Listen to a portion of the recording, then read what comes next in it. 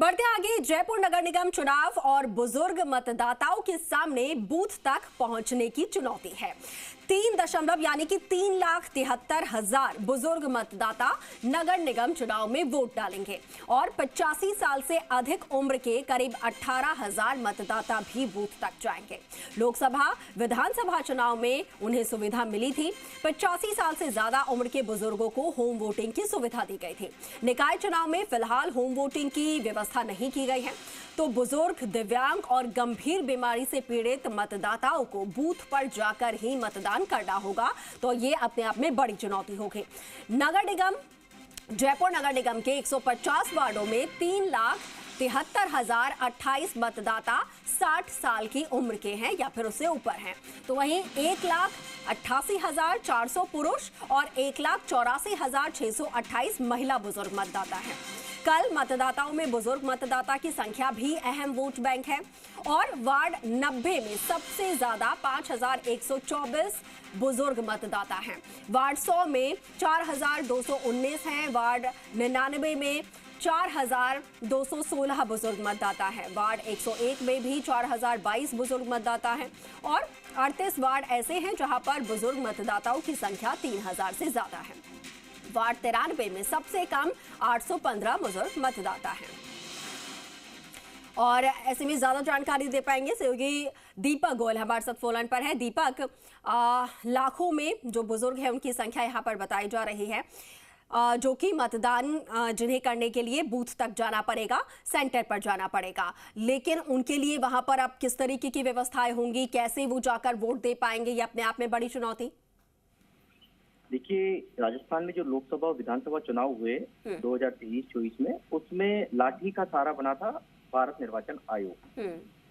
80 साल और 80 साल से ज्यादा उम्र के जो वोटर्स हैं, सीनियर सिटीजन हैं, और साथ में 40% से ज्यादा जो विशेष दिव्यांग जन हैं, उनके लिए फैसिलिटी दी थी होम वोटिंग की।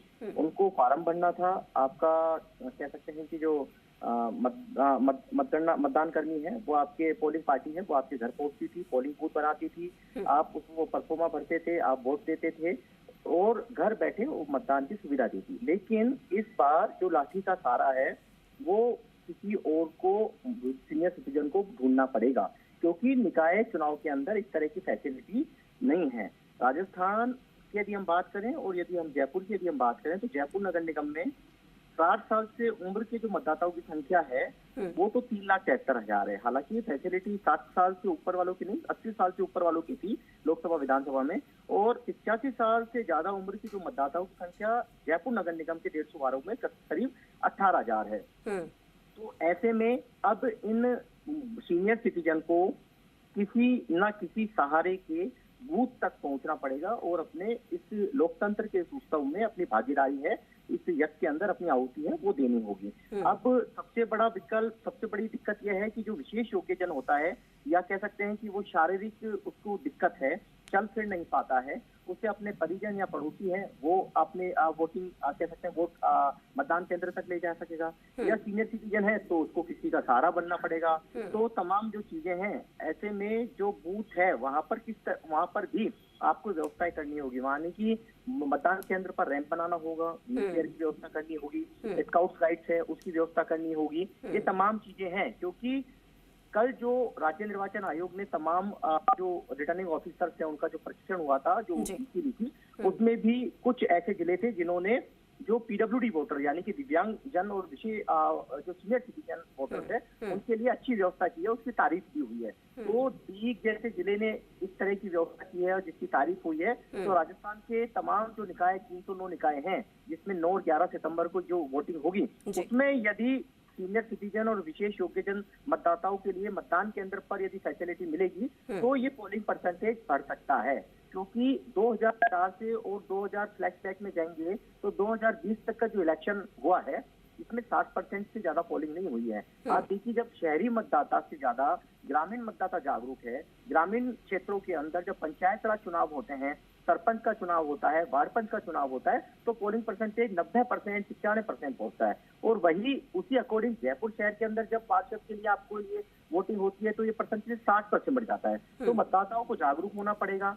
सीनियर जो सिटीजन हैं जो किसी ना किसी सहारे के उन्हें मतदान केंद्र पहुंचना होगा, लेकिन जो जिला निर्वाचन है वहां पर उन्हें उसी तरह की व्यवस्थाएं भी माकूल करनी होंगी जिन्हें उन्हें दिक्कतों का सामना नहीं करना पड़े, क्योंकि महिला और पुरुष की जो अलग अलग कतार जो वोटर्स की लगती है, सीनियर सिटीजन को फैसिलिटी यानी कि वो आए, वोट डाले और निकल जाए, उन्हें ज्यादा गर्मी के अंदर दिक्कत का यानी कि परेशान ना होना पड़े। और मतदान केंद्र पर जो स्काउट गाइड्स या वॉलेंटियर्स जो भी आपने तैनात करें, वो उनको बाहर से और अंदर तक ले जाए, उनका वोट कास्ट कराए, बाहर उसकी उनकी गाड़ी तक या उनके वहां तक छोड़े, तो हो सकता है कि इनके लिए अच्छी फैसिलिटी है वो मिल सकती है। जी ठीक है, शुक्रिया आपका दीपक जानकारी साझा करने के लिए। तो देखिए, इस बार घर से वोटिंग करने की जो सुविधा है वो तो नहीं दी गई है, लेकिन उसके बाद अब केंद्रों पर यह व्यवस्था जरूर सुनिश्चित करनी होगी कि रैंप वॉक वहां पर हो, व्हील चेयर्स की व्यवस्था हो और साथ के साथ वॉलंटियर्स हो जो कि उन बुजुर्गों को ले जाकर वोट दिलाकर वापस ला सके।